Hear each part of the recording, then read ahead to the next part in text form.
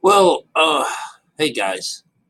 Um, I am currently uploading from my telephone, which it says it'll be 3 hours. Story on Galatians, a little video on it, and it's very cool. It was brought to mind by Birdie Bird. It's going to take a long time to upload. My telephone doesn't work in my room, so I've got it outside doing its thing. It's pretty cool. All right, it opens up a lot. This idea about it's being narrated by a guy who has made it over to the other side and no longer is representing or needing the to follow the law. And then this situation is to walk the way or to do the whatever the Old Testament is talking about. All right, because it's pitted against the Old Testament. That we don't need to do this anymore. And that when you find Christ, none of that stuff is important anymore. And that was always represented as our works or the word. And the guy gets it all mixed up. And of course, I've always been looking for this link between when the moon turns red and the moon itself stops shining its light and then it turns red. And that interpretation has to do with that the old moon is gone. There's no more influence from her because mother has moved in. And that's the whole point of this, is to bring in the Spirit, the Holy Ghost. And when she sets fire to the lower mind, the bitch goes. All right, the whore is gone. And you no longer need your works. But it took the works to get here. That's the path you have to walk. It's very important. So this guy, because he's so attached to the word, to the level, to the surface, he still is missing the point. So I was actually just walking through my garbage here, my site, looking at the carnage, what people don't want to listen to or what they want to complain about.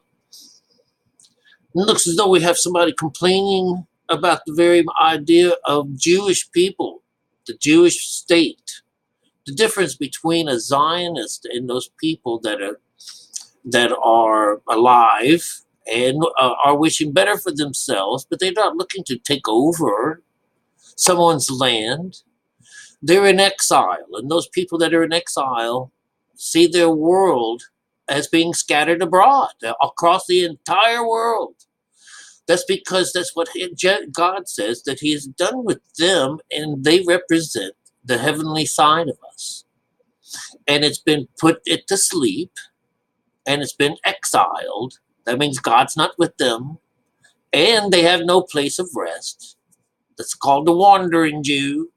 All right, after a flower, it has a little basket in it. It's beautiful. It's just wonderful in its interpretation, but it's again symbolic of this idea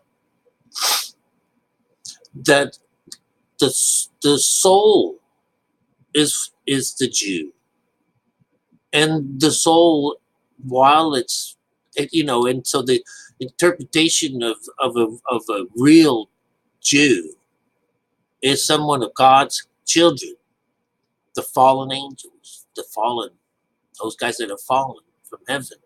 These are his children, you and me. And in this position, he has taken away our child. He has taken away our ability to even meet up with him, leaving us only the Father, without any connection to God at all.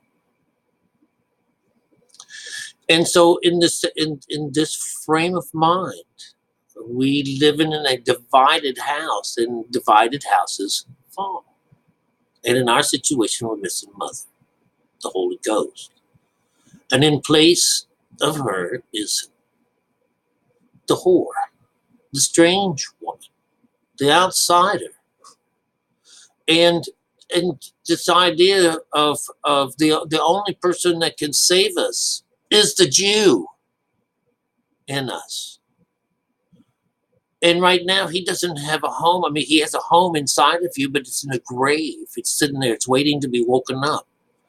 God's children are planted inside of us. We're not God's children until we wake the seed up and send it to him, to mother. Mother as representing water for the seed. And so the Jew now has a home. He has a home in you. He's alive and well. He sits here now in the soul, the seat of the soul. He did sit down here in the seat of Satan, but not anymore. Satan in that seat no longer exists. And it was because you did the works. And you went past the works. You went past the sixth chakra to the day of the Lord, to the end of times. And you got this beautiful connection to God by bringing on the Holy Ghost, bringing on Mother. And the only star in the show is that Jesus, this Jew, this insider, this person that you've let free through meditation and let it climb the vine up into heaven, where as soon as it hit the pineal gland, right there where the seed is between mother and father, everything becomes even. And that's its job. That's the entire point of our soul, is to find a home. And to seek it is to find it inside of each one of us. God, you're not looking for land. You're not looking for any place on the surface of earth. You're looking for that place inside of you to bring all this light on.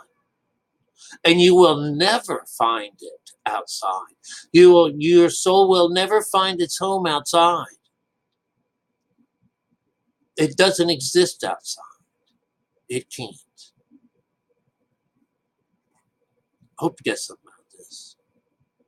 And I hope this goes up.